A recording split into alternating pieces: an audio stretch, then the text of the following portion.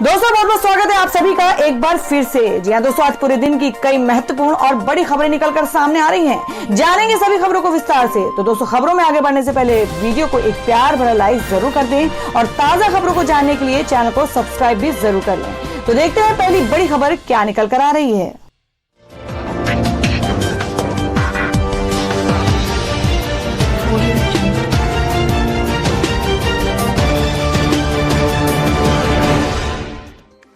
दोस्तों, आज की पहली बड़ी खबर बता दें कि उद्धव ठाकरे बोले बर्दाश्त नहीं करेंगे बॉलीवुड को समाप्त करने का प्रयास। जी हां, आपको बता दें कि महाराष्ट्र के मुख्यमंत्री उद्धव ठाकरे ने गुरुवार को कहा कि हिंदी फिल्म उद्योग की छवि को नुकसान पहुंचाने और इसे समाप्त करने अथवा कहीं और स्थानांतरित किए जाने का प्रयास बर्दाश्त नहीं किया जाएगा। एक्टर सुशांत सिंह राजपूत की मौत के मामले में कई एजेंसियों द्वारा की जा रही जांच और मीडिया कवरेज को लेकर ठाकरे का बयान सामने आया है, जिसे कुछ लोगों द्वारा बॉलीवुड को निशाना बनाने के लिए जानबूझकर चलाए जाने वाले अभियान के तौर पर देखा गया। मल्टीप्लेक्स और थिएटर मालिकों के साथ हुई बैठक में ठाकरे के बयान का हवाला देते हुए मुख्यमंत्री कार्यालय ने कहा कि फिल्म उद्योग को समाप्त करने अथवा कहीं और स्थानांतरित किए जाने का प्रयास बर्दाश्त नहीं किया जाएगा। उन्होंने कहा कि मुंबई न केवल देश की आर्थिक राजधानी है बल्कि मनोरंजन राजधानी भी है। और हमें बता दें कि एग्जिट पोल पर रही पाबंदी, चुनाव आयोग का आदेश। जी हम बात कर रहे हैं कि भारत निर्वाचन आयोग ने विधानसभा उपचुनाव के दौरान एग्जिट पोल पर पाबंदी का आदेश दिया है। राज्य निर्वाचन आयोग ने सभी जिला निर्वाचन पदाधिकारी को इस आदेश का पालन करने के लिए कहा है और सभी कलेक्टर ने इस संबंध में समस्त संबंधित अधिकारियों को निर्देश दिए हैं कि एग्जिट पोल पर पाबंदी सख्ती से लागू की जाए। भारत निर्वाचन आयोग के आदेश में लोक प्रतिनिधित्व अधिनियम 1991 की धारा 126 का में व्यवस्था है कि मतदान के दौरान एग्जिट पोल करने या उनका प्रसारण या परिणाम प्रकाशित करने पर रोक रहेगी एवं उनका प्रचार प्रसार करने पर प्रतिबंध रहेगा। आयोग ने मतदान के दिन 3 नवंबर को सुबह 6 से शाम 6:30 बजे तक किसी भी तरह का एग्जिट पोल कराया या दिखाया नहीं जा सकेगा। बीच में अवधि में किसी भी प्रकार के एग्जिट पोल करने या प्रिंट या इलेक्ट्रॉनिक मीडिया में इसके परिणाम के प्रकाशन पर रोक रहेगी। और हमें बता दें कि नीतीश कुमार का आरजेडी पर तंज, कहा जनता जानती है पति पत्नी ने 15 साल में सिर्फ अपना विकास किया। जी हां, आपको बता दें कि बिहार के मुख्यमंत्री नीतीश कुमार ने गुरुवार को विपक्ष सहित अपने विरोधियों पर प्रचार पाने के लिए लगातार अपने खिलाफ बेबुनियाद बातें बोलने का आरोप लगाया और कहा कि ऐसे लोगों को बिहार के विकास के कार्यों की समझ और अनुभव नहीं है। उन्होंने विपक्षी राजद पर निशाना साधते हुए कहा कि इन्हें जब 15 साल मौका मिला तब इन्होंने अपना विकास करने के अलावा और कुछ नहीं किया। नीतीश कुमार ने जमुई के चकाई, लखीसराय के सूर्यगढ़ा, शेखपुरा के बरबीघा और पालीगंज में जनसभा को संबोधित करते हुए ये बातें कही। इसके बाद उन्होंने डिजिटल माध्यम से 3 विधानसभा क्षेत्रों की जनता को संबोधित किया। साथ ही नीतीश कुमार ने कहा कि काम में ही हमारा विश्वास है, लेकिन कुछ लोग को इसकी कोई समझ नहीं है और कुछ भी अनुभव नहीं है। ऐसे लोग अपने प्रचार के लिए मेरे बारे में कुछ भी बोलते रहते हैं। उन्होंने कहा कि अगर उनको ऐसा बोलने से प्रचार मिलता है तो करे, हमें मौका मिलेगा तो और काम करेंगे। और वहीं अगली खबर बता दें कि 19 अक्टूबर से यूपी में खुलेंगे मदरसे। 50% से बच्चों के साथ 2 शिफ्ट में होगी पढ़ाई। जी हम बात कर रहे हैं कि उत्तर प्रदेश के मदरसों में सेकेंडरी, सीनियर सेकेंडरी, कामिल और फाजिल की कक्षाओं में भौतिक रूप से पठन पाठन कुछ शर्तों के साथ 19 अक्टूबर 2020 से शुरू किया जाएगा। ये जानकारी अल्पसंख्यक वक्फ एवं हज मंत्री नंद गोपाल गुप्ता नंदी ने दी है। मंत्री ने बताया कि मदरसा 2 पालियों में संचालित किया जाए। प्रथम पाली में सेकेंडरी और फाजिल के विद्यार्थियों तथा द्वितीय पाली में सीनियर सेकेंडरी व कामिल के विद्यार्थियों को पठन पाठन के लिए बुलाया जाए। एक दिन में प्रत्येक कक्षा के अधिकतम 50% तक विद्यार्थियों को ही बुलाया जाए। बाकी 50% विद्यार्थियों को अगले दिन बुलाया जाए। विद्यार्थियों को उनके माता पिता अभिभावकों की लिखित सहमति के बाद ही पठन पाठन के लिए बुलाया जाएगा। विद्यालय में उपस्थिति के लिए लचीला रुख अपनाया जाए तथा किसी विद्यार्थियों को विद्यालय आने के लिए बाध्य नहीं किया जाए। कोविड-19 के फैलाव तथा उससे बचाव के उपायों से समस्त विद्यार्थियों को जागरूक किया जाए। मंत्री नंदी ने मदरसों में पढ़ाई फिर से प्रारंभ करने के बारे में विस्तार से जानकारी देते हुए बताया कि मदरसों में sanitiser, hand wash, thermal screening एवं प्राथमिक उपचार की व्यवस्था सुनिश्चित की जाए। और वहीं अगली खबर में आपको बताते कि जिन्ना की तारीफ करने वाले से नीतीश कुमार ने किया किनारा, कांग्रेस ने थमाया टिकट। जी हम बात कर रहे हैं कि कहते हैं राजनीति में भावनाओं का कोई मोल नहीं, राजनीति में जीत और हार का ही महत्व है। ये कहावत बिहार विधानसभा चुनाव में सटीक बैठती है।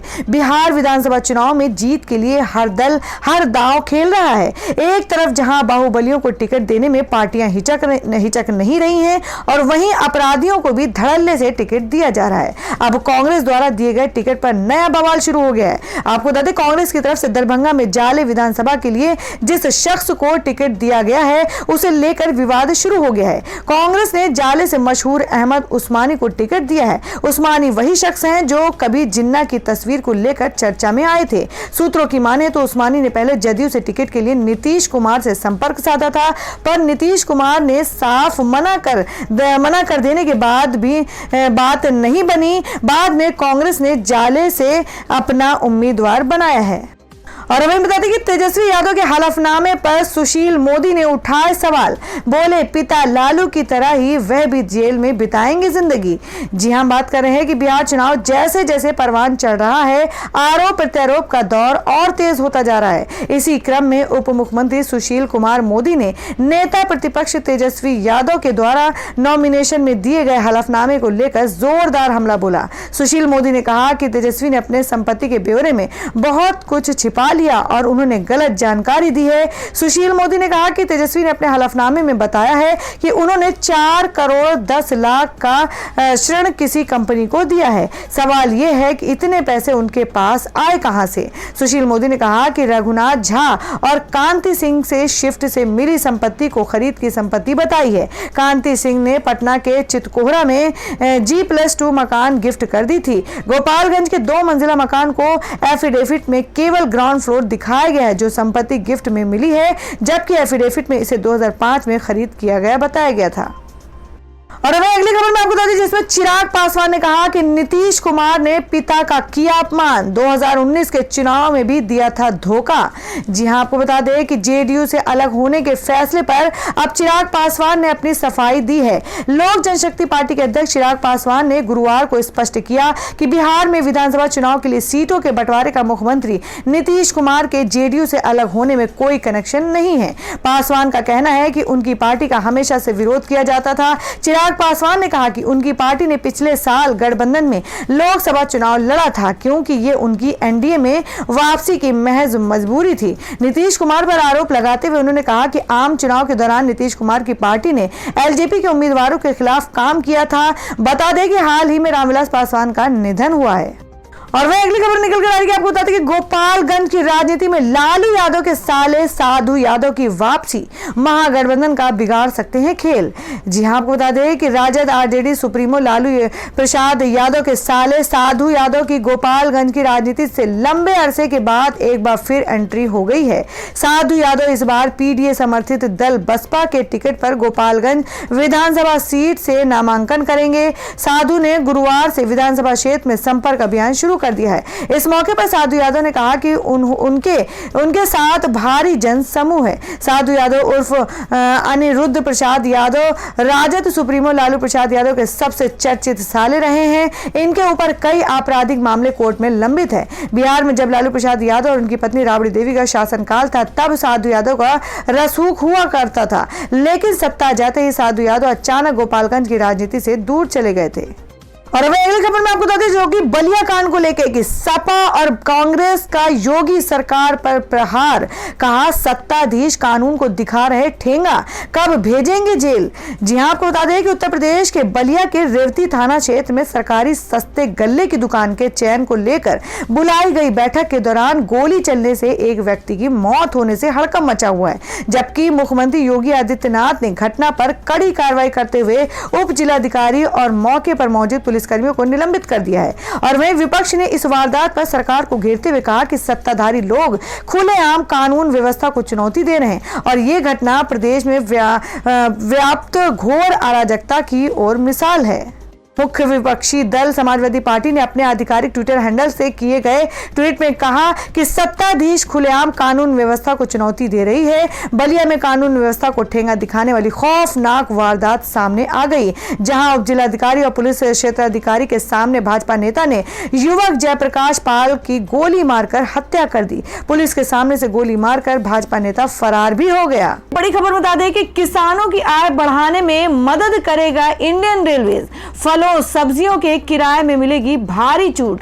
जी आपको बता दें कि मोदी सरकार ने किसानों की आय बढ़ाने के लिए एक और बड़ा कदम उठाया है। किसान रेल के जरिए भी ये काम किया जाएगा और अब किसान रेल में फलों और सब्जियों के किराए में भारी छूट दे दी गई है। अब इसके लिए आधा किराया लिया जाएगा, यानी किसान रेल अब पहले के मुकाबले ज्यादा मददगार साबित होगी। सरकार ने अधिसूचित फलों एवं सब्जियों की ढुलाई पर 50% सब्सिडी देने का आदेश जारी किया है और यह subsidy operation green top to total योजना के तहत दी जाएगी।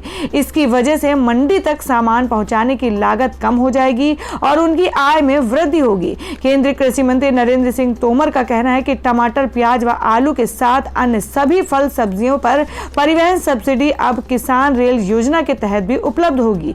किसानों सहित कोई भी व्यक्ति अधिसूचित फल व सब्जी को किसान रेल के माध्यम से केवल 50% भाड़े पर परिवहन कर सकता है।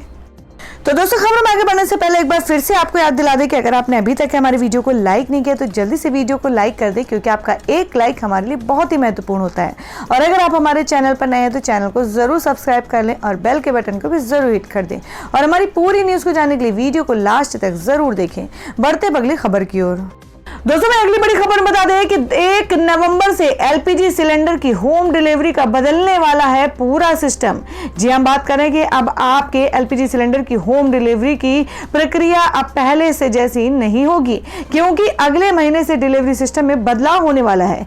1 नवंबर से डोमेस्टिक सिलेंडर की चोरी रोकने और सही कस्टमर की पहचान के लिए तेल कंपनियां नया एलपीजी सिलेंडर का डिलीवरी सिस्टम लागू करने वाली है।